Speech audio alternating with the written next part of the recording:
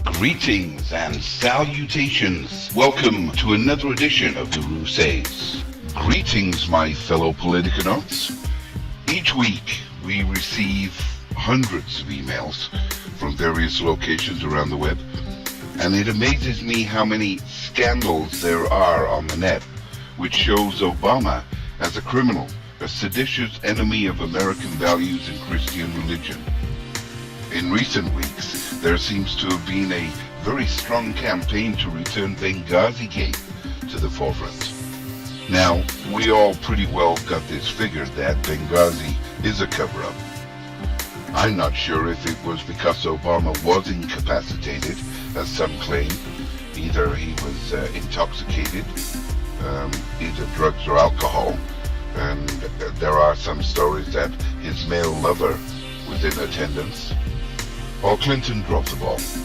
Maybe she was intoxicated, or under orders from Obama, or too busy with Huma. Or it was a cold, calculated operation gone wrong. Arms sales, planned kidnap of an ambassador. There's lots of headlines out there. Headlines that mainstream media would prefer you didn't read. Just type in your Google engine Benghazi Gate, and up they'll pop like bad, sore, festering fingers. Benghazi Gate, Obama's secret gun-running program. Reports call on Congress to block Pentagon subsidizing of Russian arms to Syria.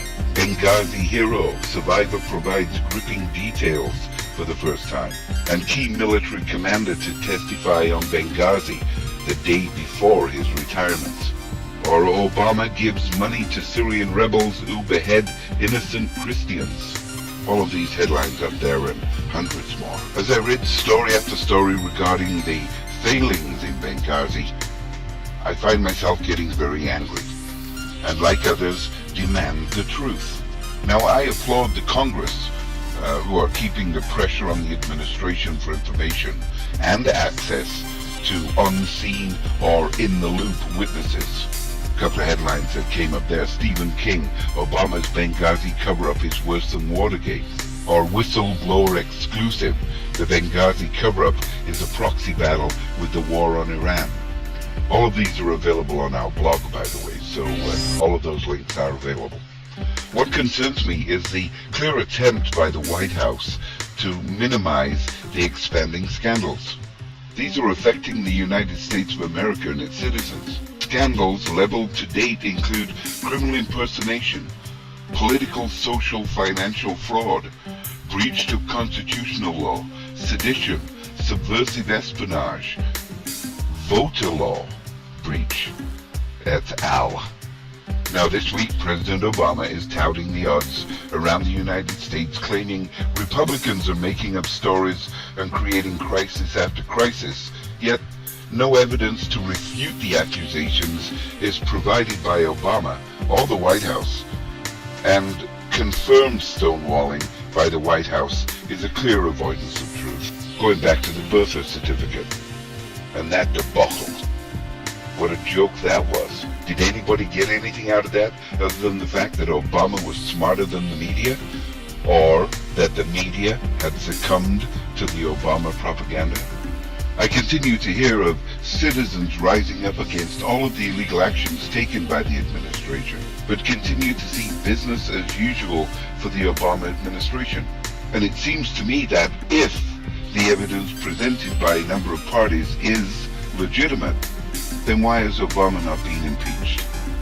Thankfully, the White House media hold cannot restrict the news, and as the mainstream media rating whores continue feeding from the government propaganda trough, the internet continues to allow myself and others to bring you truth to the nest of lies. Statistics released this week clearly show the American economy in tatters.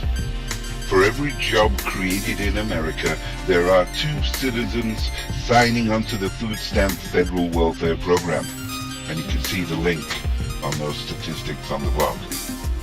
Many emails received are obviously discarded as political propaganda designed to degrade the presidency or the Republicans or the Democrats or Sarah Palin or whoever.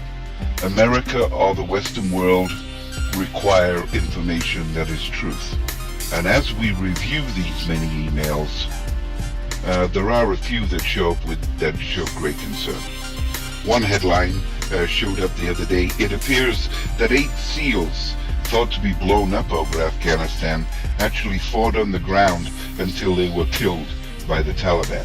This legend of Osama bin Laden just won't die.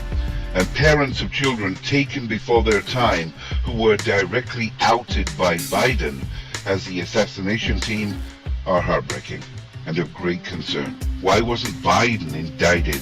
I have read the story from a number of sources regarding the 8 SEALs.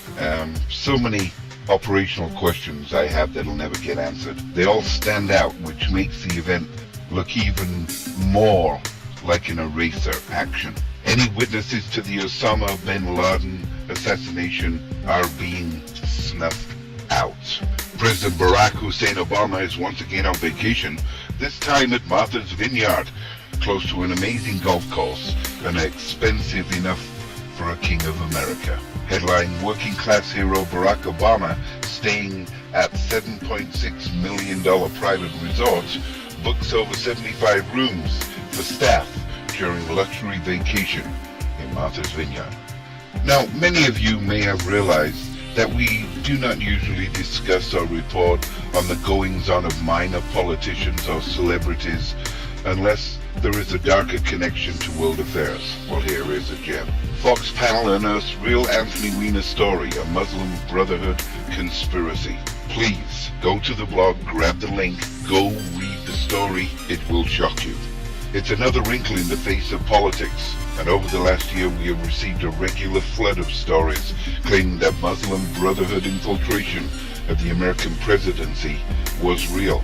Maybe these stories are not so far-fetched anymore. In closing, I'd like to remind everyone who reads the blog and the opinion pieces that no matter how advantageous it may seem to commit violence or support the use of violence, I implore all of you to step back and think again. Western powers, the governments, receive their powers from the people. Legislators are appointed to represent you, and in such are employees of the people and not the government. Laws are enacted by the people's representative to protect and defend the nation and its society. Please use the law to defend your right and not violence. Those who frequent the audio chat rooms must be responsible in reporting those agent provocateurs who support the use of violence to resolve matters of state.